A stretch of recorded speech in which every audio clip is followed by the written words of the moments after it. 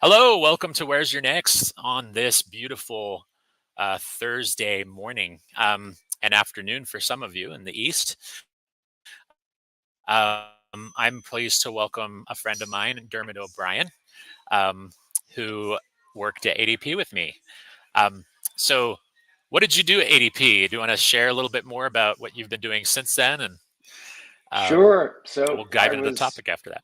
Yeah, I was 6 years. I ran HR, so I was a CHRO at ADP, which was a very neat opportunity after 25 years in financial services companies to actually be the HR person in an HR organization. It was a terrific opportunity. And then we had a big activist investor, and that who we handily beat, but it was a lot of work.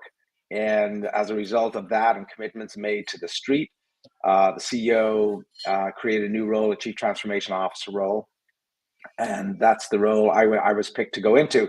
So I spent 6 years as the head of HR, and then three and a half years running this transformation group, which really was a small group that really orchestrated the setting the bar performance for the company as related to financial performance, client performance, and associate performance, particularly around culture and engagement. And then we set very big goals and worked through those over those 3 years, and it was very successful. But it was a great capstone to a career of HR, to really be, instead of supporting and enabling business goals, to be setting and orchestrating and monitoring and helping in actually achieving those goals. So that's what I did 9 years plus at ADP in those two roles. Well, it's an amazing story because you've done, your leadership was influential in many ways. You had an influence on me and the TA group there, and I think you made a difference in all that you did, and you did it as part of a larger XCOM team. And XCOM, for those who don't know, is ADP speak for the Executive Community Council. So it's a pretty amazing group, and a lot of great leadership in there, and some wonderful people. So today, this is part 2 with Dermot. We had a part 1. And if you haven't had a chance, you can go back and watch that episode. It was really enlightening because back then you spoke about some of the journey you'd been on. You spoke about some amazing stories about 9/11 that you'd seen back in the time and your leadership through that. Just some amazing things that you've seen in your journey. But today, the reason I brought you back and the reason I wanted to have the dialogue with you again is I felt it was absolutely essential to talk about careers right now. So I just want to bring folks back to, on this channel, I did a primer where I went through some of the data that the BLS had put out, that the Pew Research Center had put out, challenges that arose and shocks to the system from COVID. And it's just an interesting journey. It reminds me a lot of the financial crisis back in 2008. And I think it's an enlightening thing because you went through that as I did. And you remember since then, once we got to 2019, people were used to everything going smoothly and having a smooth ride. COVID enters the scenario and just totally turned everything on its head. And things haven't really been the same since. It's just so to navigate this market, to be creative and to be entrepreneurial in the way you approach your career. I mean, all these things are kind of at the forefront, right? I think that's the biggest challenge. It's, we went from, in a moment, everything was going well in 2019 to a situation where a lot of furloughs, a lot of layoffs, 20 million people suddenly thrown out of work, according to the ADP research institute. It was a big jump. And then next we went into the next thing, which was the hiring gangbusters scenario, where over kind of a quick recovery, 2021, 2022, and then 23 and 24 are a little strange because it's almost like a wait and see. It's a lot of these companies overhired. There wasn't workforce planning involved apparently, or folks weren't thinking too well, and we had a lot of issues. Which brings me to this question for you. How do you navigate this? What do we do? How do we get through this as HR pros? What are your recommendations? Well, as you started talking, the first thing that came to my mind was, being seasoned enough, in work, and you've been around as well. Um, it's really important to be able to survive and thrive, through the cycles.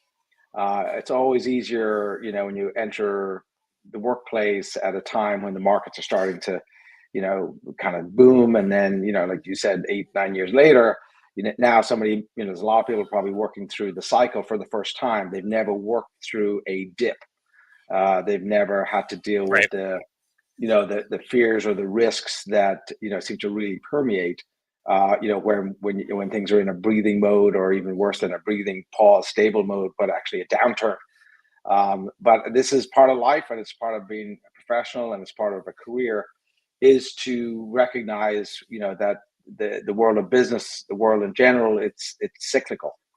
And you're going to go through these things. If you're fortunate enough to have a long career, you're going to go through the cycle quite a few times, and either learn it for yourself, or on a show like this you kind of get to learn maybe some sort of tips. And so to me, I guess the first thing is to take comfort in that it's natural, and it too shall pass. And how do you individually navigate through this sea of change? I think the Chinese character, if I have it right, for chaos is crisis and opportunity. And Mm, it depends on your nature, maybe depends on your experiences in life. I'm an optimist, right? So, even in me tougher too. looking times, I tend to look for the opportunity, versus the kind of overwhelming crisis sense that can come depending on how you look at something. The other thing I tell people to take comfort in is, today we're at less than 4% unemployment, right? So if you flip the numbers the other way, that means 95, 96% of the people who want to work are working. So Hmm. big picture, there's a lot of opportunity, kind of out there, and people are, moving. Sometimes in a tougher environment, people stay put a little longer. We're seeing something similar in the housing market right now, right? Where people, just because of the environment, they're staying in their homes longer. Inventory, isn't as great, because people are doing what people do, is they kind of, hey, I'm reading the tea leaves, I think I'll just go for stability and familiarity, over something big, because right now it's just feeling like we're going to hit some headwinds, or we are in some headwinds. So to me, it's all about the psychology of Yeah. recognizing where you fit in this landscape, and that it is natural. There are opportunities in there. It's not all doom and gloom or scary. Doesn't have to be. You can really change your mindset to be one of much more positive. I did look at your primer the other day, in advance of this, and I think you gave very good advice, and particularly in environments like this, that there's a lot of technology out there. It's helpful. It can get in the way even of looking, if you're thinking about, a lot of the screening that can be done through, AI, or, other forms in terms of the ATS systems that are out there.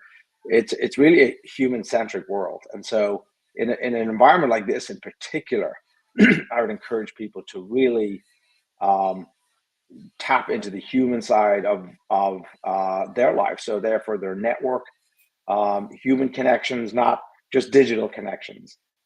Really branching out, reconnecting on a human level with people who you've worked with in the past, who you'd like to work with, people who've worked with someone you've worked with, get the introduction, um, because that can surpass any pile of resumes, figuratively on a desk, or digitally, kind of on a computer. And so that'd be sort of my initial kind of reaction, encouragement for people. Yeah, and something I've noticed too is content creation. Very powerful medium. I've been experimenting with it, learning how to use it more. I still have a lot to learn, but Yeah. I think that the more you have conversations like this one, right, where we're having a conversation, I think it's such a what's great about your perspective is you've been around the block, and you have perspective, from the past as well, that you can bring a lot of light to. And I think that's why it's great having you today. And I think the biggest challenge for and if I'm speaking specifically to TA professionals right now, Yeah. sometimes in our roles, they're cyclical. You're going to have moments where things feel a little crazy and things are a little bit hard. And I think that's where, what I'm loving about what you just said about being positive is the biggest thing you can do. Because fortunately, in our modern era, there's gig apps. There's it's interesting because I'm using the gig economy stuff to help, and unemployment just doesn't go as far as it once did. It doesn't. So you have to use creative means. I signed up for Source Owls the other day, which is a free marketplace to put recruiters in contact with, openings. So, and you bid on it. You only get paid if you get a placement, but that's okay. I mean, it's you submit it and you go. So I think the key is a lot of times we just got to have that tenacity to think differently, to be creative. And when you do land, it's truly remarkable how many people don't nurture their network in the time that they're actually working, right? And it's Mm-hmm. such a weird thing. Even recruiters do this. They're not present in their community. They're not presenting in their community. Like me, I've always been active in my talent acquisition community, so people know me. So there's like nearly 200, 300, 400, 500 people who know me in the recruiting space as a result of being out at SourceCon or going to ERE and having connections that way, being involved in conferences. I've been pondering I'd probably need to do more in the HR circuit too. All those are primarily TA based, but Yeah. it's just a matter of how and when. This afternoon, I have an interview with RC Willie for an HR role. So we'll see how that goes. Just remember, if you're in TA, you are an extension of an HR department, and you may think, oh, I need to just go for recruiting roles, but don't. Sometimes HR generalist positions also take into account the TA side. So your TA background might be a fit naturally for an HR role. So don't necessarily discount an HR generalist position, right? It's these kinds of things. What other Yeah. what other thoughts do Yeah. you have? And Mike, I would just add to that. So one thing I noticed, and believe me, I spent a lot of time with, recruiters, and then became talent acquisition, over the years. You can imagine, being in HR roles, and uh, there's amazing skills. I always think of recruiting as really the sales arm of HR, Hmm. and there are a lot of portable skills. And I think, to be a great TA person, you have to be a great problem solver. You have to be terrific with people. So to me, those are very portable skills. To your point about, doing other things in HR, by the way, or in other, frankly, other roles, even, inside or outside of HR. I think I've seen so many great, talent acquisition people who are very portable, right? They Hmm. can they could do a lot of different things beyond the track they're in. Sometimes we just love our track that we're in, and sometimes, then we're just afraid to branch out from it. Yeah, it's time to think differently in a sense. I mean, you and I both can attest to the fact that one of the things that ADP was great at was letting us, present at conferences and be involved in our communities beyond. And it was a very forward-thinking organization, which I still miss the culture sometimes. I called up my old boss the other day, say, "Hey, could I come back?" And she said, "Oh, we don't have any room right now, but we'd hire you if you could." But I'll just say ADP has had such an impact on my life, and I know it has for you. What Yeah. what kinds of things in the HR tech scene are you seeing? Um, where HR tech might be headed that could also be a career path too. Yeah, well, look, I retired almost 3 years ago from ADP. It was just something in me. It was nothing to it, ADP. It was really the best company, best job, that I had in my career. But at 55, I wanted to see what it was like on the other side, not be run by a full schedule. It was all about just quality of life. And I've been very fortunate, for the 20 years prior in terms of reporting to CEOs of various companies. So very lucky. Pull the plug while you can, test it out, see if it fits, and it fits.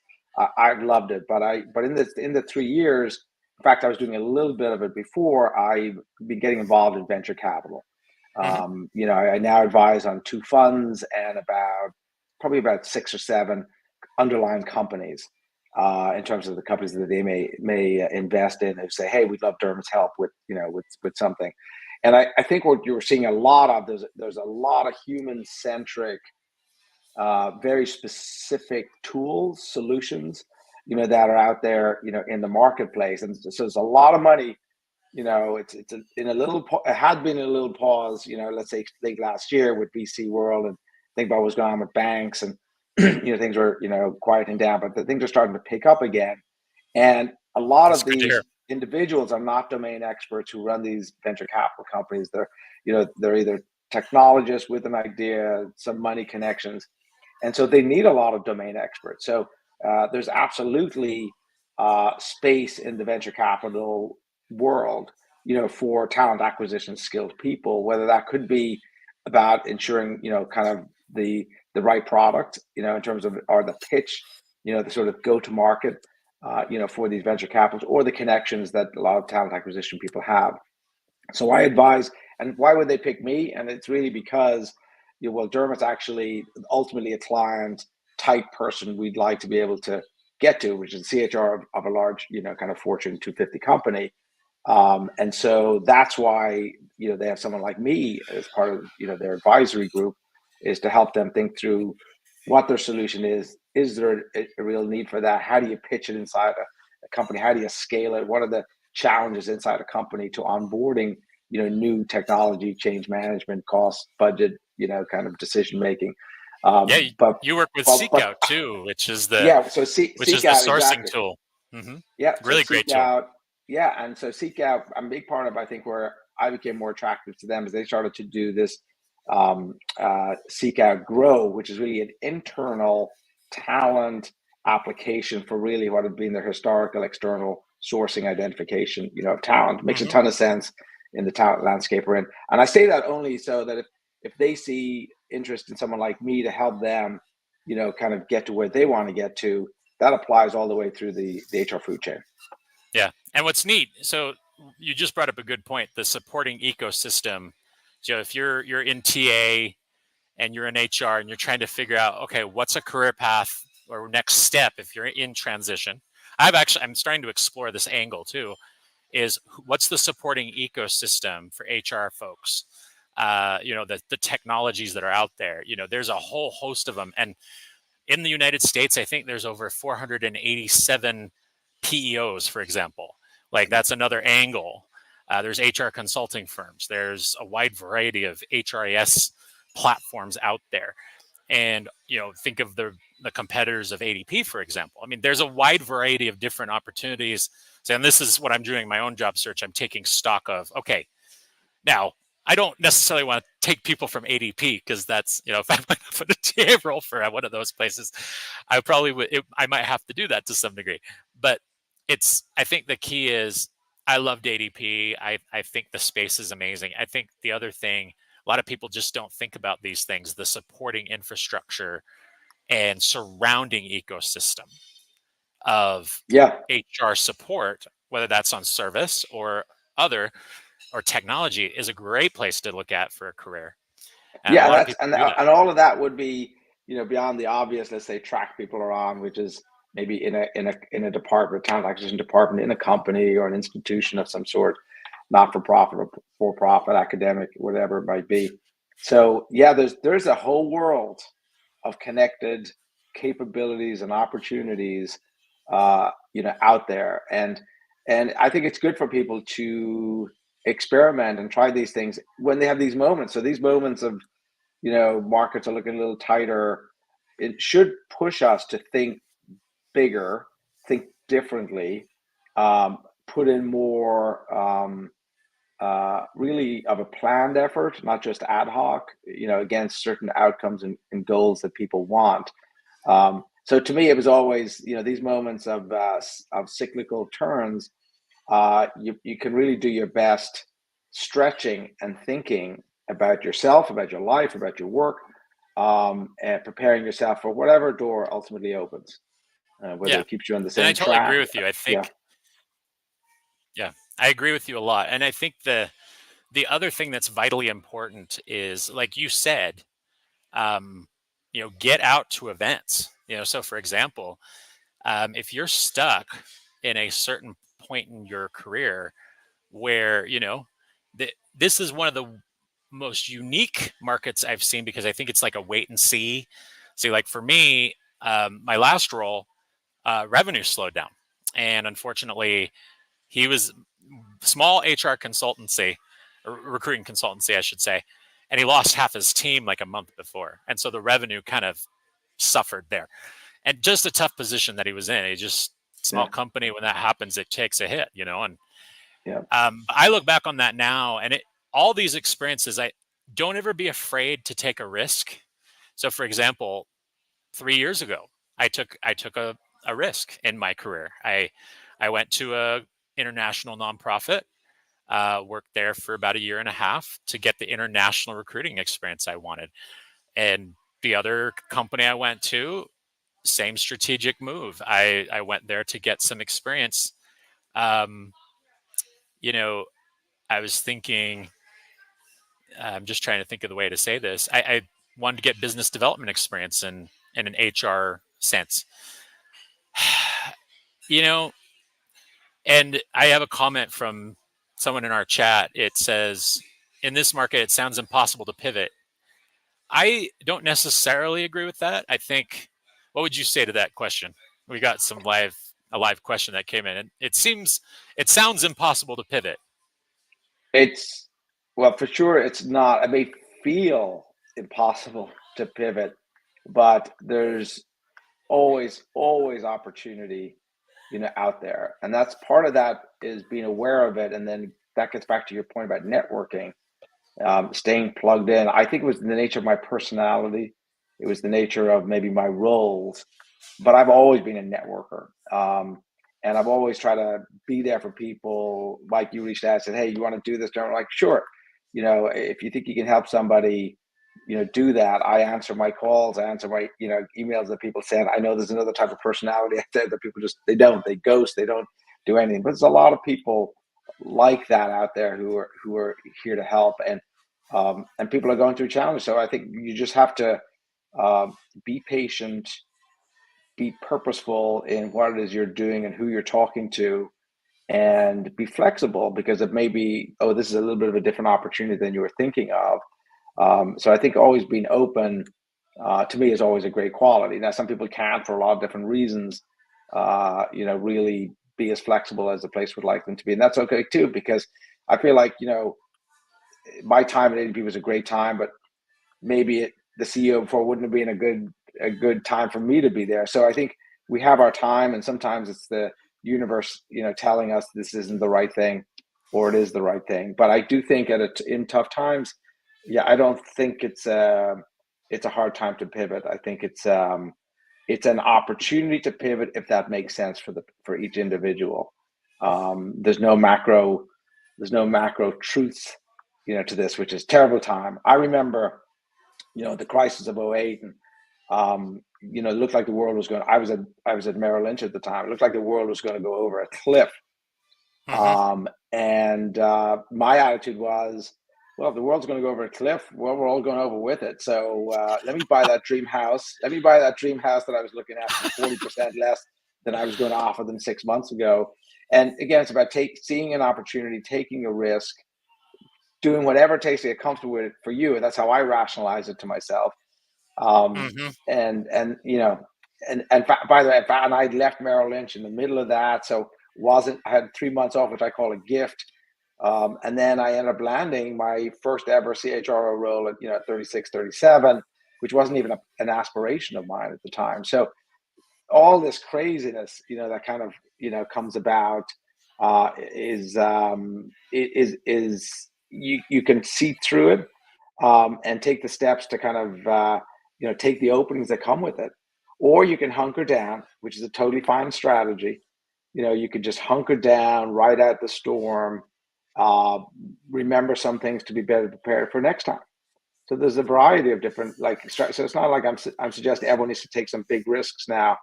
You'll know if it feels right to take them. You'll know if it feels right for you not to take them. And I love what you're saying, because this is exactly what I did. So there's times I've talked to a couple of my mentors, and I've asked them, what if I hadn't left ADP? I'd probably been promoted a couple times, by now. And I would have been comfortable, things would have been good, I was rolling right along. But the thing is that I now think back on that. If I hadn't taken those risks and gotten international recruiting experience or learned how to do business development, I wouldn't be a different recruiter now. I'm a better recruiter than I was. And it's you can't get stuck on the fact that, see, like I said, I mean, sometimes hindsight is 2020. Yeah. And I think to myself, I wouldn't have been in this boat where I've been looking for 3 or 4 months now. And it's very uncomfortable, right? I think nobody likes to be in a state of, oh, what am I going to do? But then you have to put your thinking cap on and say, okay, how am I going to weather this? What am I going to do that's different? How am I going to reach out to my network and build a bridge to the next step? I think that's been an amazing part of the journey for me, is seeing this remarkable series of steps that we couldn't have predicted all these things. It seemed like back in 2021 things were just going to start going fast, and now we're just in kind of a wait and see. And I don't know exactly why that is. I think it might be because the Fed's raising interest rates, perhaps, and so that could have something to do with it from a macroeconomic level. Yeah, look, you've got some very serious macro issues going on right now. Clearly inflation, right. therefore interest rates, clearly geopolitical concerns. Yep. Big time, not like threats, real battles, real wars kind of going on. You have it at a time when we're about to, have another presidential election. I mean, there are a lot of those things are all kind of in flux. Yeah. It's kind of amazing that, let's call it, the stability of the markets have been where they've been. The performance of companies in terms of their earnings have been where they're being. When you think about, what's going on in, I can't even call it the background because it's really in the foreground in the world. There's a lot going on, and that creates obviously a lot of uncertainty. And in the business world, like CEOs, CFOs, when they see this, they go, these are signals. This is a time to pull back a little bit, be a little, more cautious, unless someone really sees an incredible opportunity to leapfrog and get ahead of something. But most humans will reassess. Yep. They'll wait and see. But even in the wait and see, that's a macro point of view in a company. There's still thousands of people who are coming and going, leaving, joining. So that's the other thing to keep in mind, that the world doesn't shut down with these things. It always feels like that's the message, but the reality is there's always flow, and the trick is, how can I get in the flow? I love that. I think just to speak to that point, I was reading, and I go back to this book because it always comes back to, every time I go through a job search, the principles there are kind of universal. And it's Guerrilla Marketing for Job Hunters by David Perry. It's really just an amazing book because he's an executive recruiter that lives in Canada. And one of the things he was talking about that really kind of hits home for me is, just doing things differently than the rest of the job seeking crowd. What does everybody do, right? They go to any LinkedIn posting for a recruiter role right now. There are 2,000 applications possible on a one, or even in a couple hours, 200 people have applied. But at that point, when those are open, sure, you might have a chance, but suddenly you are in the mix of tons of people in a huge stack of resumes, which again, the internet has automated everything. So I think, it's interesting how recruiters sometimes forget the career fundamentals of what basic job search is all about, when they get into that mode. And when you're on the other side of the desk, it's very intimidating. You're like, oh, what do I do with this? But you got to go back to your core principles, your core message. What is it you have to offer? What's the core bundle of skills that has made you a strong contributor? And then be able to communicate that well, which isn't necessarily easy either, right? So what other advice do you have, on that front, when a recruiter's or an HR person is on the other side of the desk and now they're the candidate versus the one hiring? it's such a unique perspective. You know what I mean? It is, but it's great that people have to do work both sides of the fence, because that's how you really gain the experience, how you have empathy then for, the day that you're on the other side of the desk recruiting Exactly. others, Yep. right? And so many people have that experience that they could just tap into it more. I guess some of my reactions hearing what you were saying is, I always think it needs to be a multi-dimensional approach, let's say, to a search for somebody. So this day and age, yes, you got the, you got to put yourself out there digitally in the applications that happen, recognizing it's a big filtering process. It's the chance of getting through and finding your absolute dream job, may be low, but I'd say you still got to do it. Like, do that channel, and then figure out the other various channels, whether they be in your sector, your industry, your function, your geography, if that's region or national or international. So I just think everyone's got to customize, and personalize, their strategy, tapping into these, kind of various intersecting, parts of the problem, to give you the best chance. You always want to have multiple, things in the fire, to kind of give yourself the best chance. And obviously then surround that with a lot of then the human centric stuff of just reaching out to people saying, can I buy you a coffee? Most people want to help people. Most humans want to help people, particularly if they know them. And I will always say to people, make it easy for that person to pick up the phone or to help you. So don't call and say, hey, can you give me a job? That'd be my advice. It's because then people feel, okay, I'm going to try and get Dermot in, like, and then that's just a bigger sense of ownership. And not everyone out of that big group of people, is going to want to do that. But if it's about, hey, I'm just looking, I'm exploring, and be open to, see what may or may not be available, in your group or in your company, that's a much easier opening for someone. They hear that as like, oh, well, okay, if they find something great. If they don't, then our relationship hasn't been impacted negatively.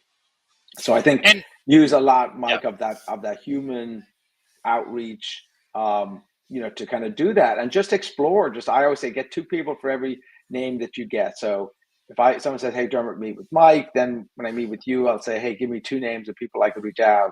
If you're okay with me reaching out and kind of, saying I spoke to you, because that one gets you two, it becomes geometric in terms of, the opportunities. And if you're doing that while also looking at, okay, here's traditionally what I've done, but I'm also open to a little bit of left of that, a little bit of right of that. Now you've really, I think, expanded your opportunity set. Mm-hmm.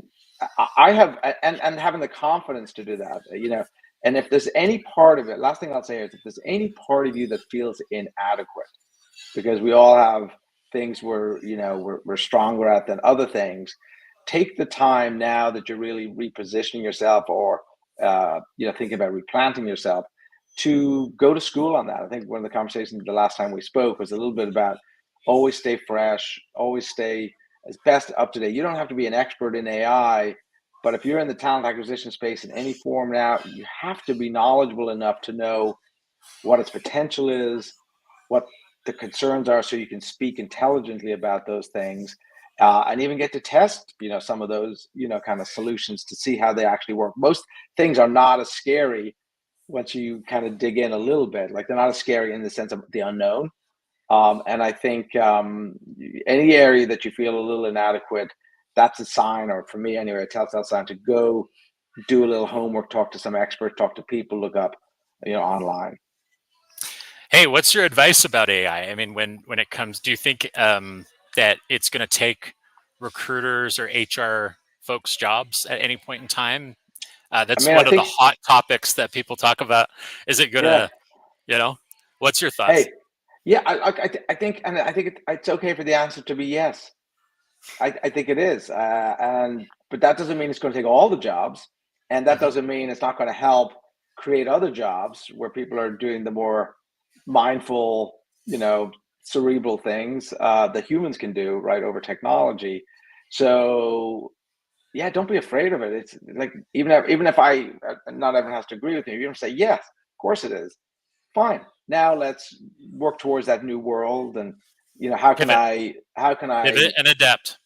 and how can I leverage it for the opportunities for me, let's say, so, because I think that's the thing. And it's just, look, when anything ever tells you to be really scared and afraid, question yourself, like get to the macro picture. At least that's what I do. Like, why am I I feeling love, so, love, love. Great advice, man. yeah, That's good.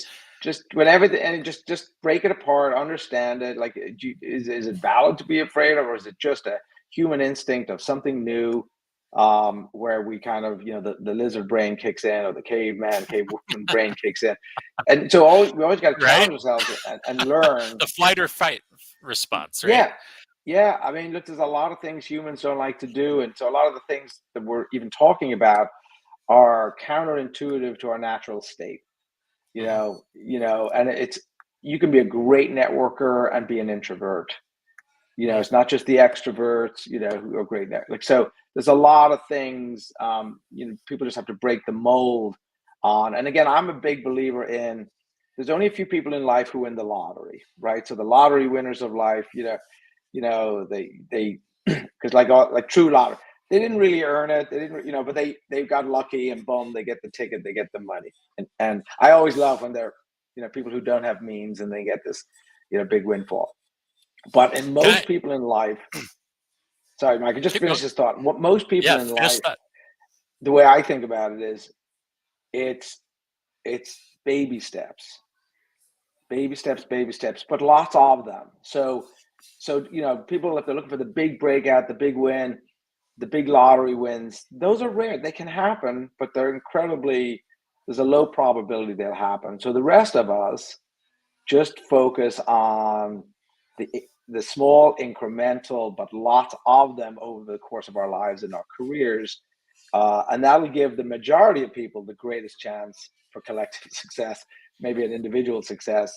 And if you want to throw something out there that feels like a lottery, kind of shoot, yeah, do that too, because you never know. You could be one in a billion, one in 200 million, to kind of get that role. That would be just phenomenal. So again, I just think there's nothing like engaging in yourself, engaging in a plan, engaging in the world, and just working it, Hmm. but consistently. And to do all that, by the way, I did say that was my last thing, but this is my last thing on this point is, and you said earlier, have your purpose, have your pitch sort of down, but really know who you are. Because although there might be a lot of opportunities out there, because of who you are, that might be a terrible opportunity. So be honest with yourself. We are who we are. We're all flawed. We all don't have things that we don't like about ourselves, but be honest with yourself, and then match that honesty, which as much honesty as you can, to the opportunities. Hmm. Because again, you can have a total mismatch in either a cultural mismatch about who you really are and your values versus the place that you would join. That'll help you be more selective, but be more targeted. I think give you the greatest chance for happiness, not just landing a job, but for Yeah. happiness.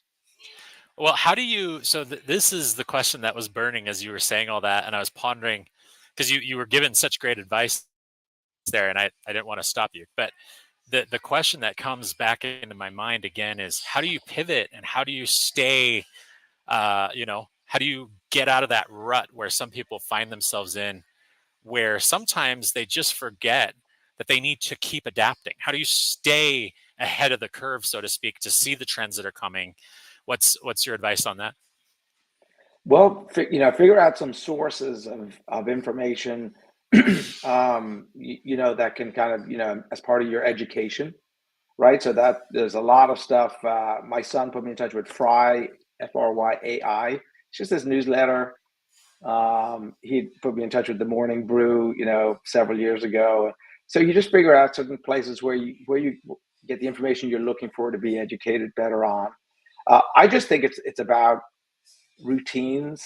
You heard me a lot probably at ADP saying, hey, if you want different outcomes, you need different routines. So if you Yep. want a different outcome and you're still doing the same thing, that's probably where your big block is. But, get up, do your stretching, do your meditation, do your walk, do your whatever it is, build in routines that are healthy and good for you. Build in some time, maybe don't make it so overwhelming, like every day. Twice a week, I'm going to spend a half an hour getting more educated on this topic.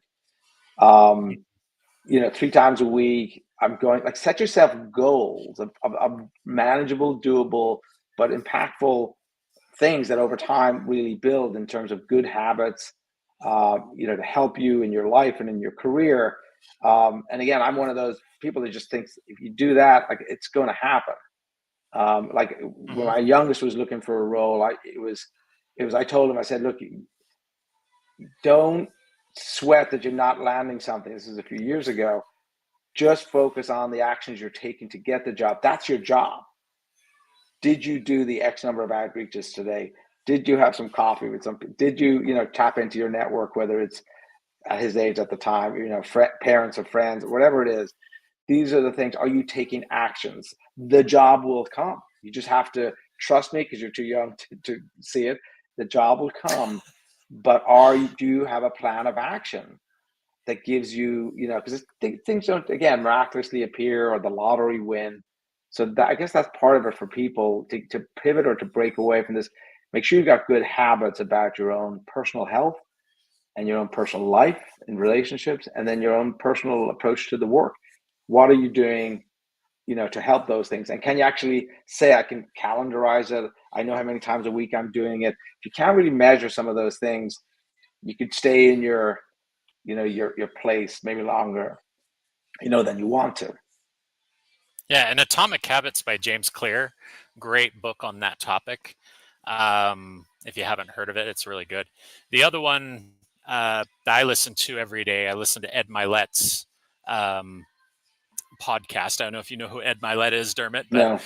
such an incredible human being. And he talked about something with his father, who was an alcoholic. And when his dad went to Alcoholics Anonymous and he got sober, one thing he used to do is he would say, every day, day by day, you know, go the next day, go the next day, Yeah. Yeah. take it one day at a time. And so it's interesting, even as I've been going through these things, I mean, giving back to our community. If you find yourself in a place where you're struggling with something in a job search, one of the best things to do is to actually start reaching out to people. It really is. Such an amazing thing that, because if you're in your little bottle, and you're kind of stuck, start thinking in an entrepreneurial way. How can you get money in the door? Whether that's what I'm doing, gig economy work, which is pulling in more money than unemployment will provide, or try, different opportunities, different ideas that are going to get money in the door for you. So, and be out in your Yeah. community, be engaged in your SHRM chapter, all these different things, right? These are all things we should be doing anyway, right? Even when you're employed. So it reminds me, now that I've been through this, and it's one of the first times in my career I've had to go through it, in this sense, and I've seen the circumstances. It's like, okay, this market's bound to turn. But the key is be on the radar of the person that can hire you and the decision maker, because when they have an opening, so that might mean actually reaching out to some chief people officers and saying, hey, I love your company and here's why. This is what I can offer you. Solve the problem, kind of see what the news is about that company. So one of the things I'm in process of doing right now is reaching out to what we call Silicon Slopes companies. Silicon Slopes is the mini, you know, corridor in Utah where all the tech companies are. So I'm reaching out to some of those chief people officers right now and trying to get ahead of the curve and be in the position to go forward when they're ready to hire. So I had some contacts at one company and 3 people pinged me. So I knew I had 3 different people that had contacts at that organization. And already I know I'm on the next stage because they know the hiring manager saw 3 people endorse me. So see, these kinds of things, that's where your network comes in very powerfully. Exactly. And those are things that's hard, either what's out there digitally to have access or visibility to. Again, just do the numbers.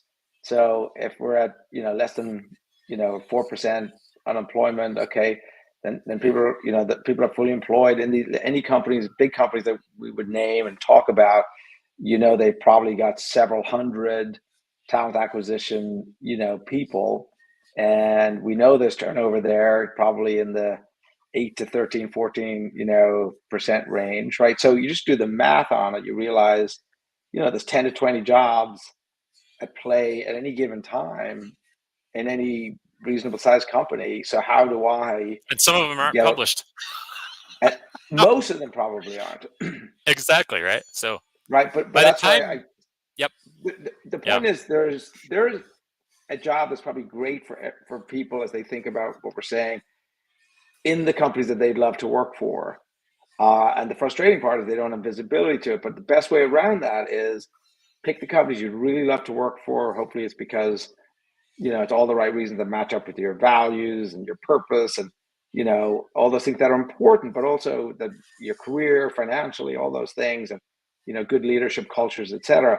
And then really pursue them. And it's really about, do you know people in there? No. Do you know somebody who knows somebody in there? And the yeah. answer to that is always going to be yes, because there's one degree of separation that the world we live in. So there's always jobs to play, 100%. Well, one final point that I Oh, think there's a hiring a freeze. lot I of know people people don't say there's a think hiring freeze. about when You talking. know, Oh, Mike, there may be a hiring yeah. freeze, but it may not be. It may be a net ad. So again, there's language that gets put out there, but the reality is, people move all the time. There's always openings. Just know that, and have the faith and the work ethic to go pursue it. Yeah. And one thing I will say is you should always, always, always be doing, these steps and advice that we've been talking about. And don't be afraid to pick up the phone and call people directly. You can do amazing things just by being creative. Do you have any other parting thoughts before we wrap up? You know, in the VC world that I've been playing in now for 3.5, 4 years, one of the things that they're very explicit about, which I've really seen, it's really good. So, some of these companies I'm helping connect, some of them it's go-to-market strategies, it could be whatever. But anybody I'm reaching out to connect them to, any one of these companies or one of their leaders, uh, I reach out in a way so they understand, hey, this is why I'm associated with this company, why I think they're, unique and differentiated, why I think they're really good at what they do, and just see if there's something that makes sense, for the person I know at a given company. But then and I've learned this from the VC space. I always say, if there's anything I can do to help you in the future. So I think we all need to remember that, which is, while we're reaching out, whether it's just, just to hear what the opportunities might be out there, or if it's just to talk to somebody, get their input, always mean it, but always put yourself out there to be a resource to the person you're asking something of. And Mm. that kind of really hit home to me. And it's very powerful. And VC world gets it. Like, hey, I helped you, and I see that you're open to helping me. And that's how they work, right? Because they got to leverage the scarce resources that they have, and they seem very good at it. Well, it's been a great, great conversation today. Dermot, thanks for coming on. I think you added a lot of value today just in the conversation. And yeah, it was a great conversation. Really enjoyed having you, and we'll like to welcome you back at some point. Yeah, thanks, Mike, for the ask, and for those who are listening or will listen. Just again, just have faith in yourself, work an effective game plan, and just take the steps that are necessary. Yeah, if you're looking for a change in what you're trying to do or trajectory in your career. And great advice. I mean, you've been a great guest. So until next time on Where's Your Next, we'll see you soon. Mike and Dermot out.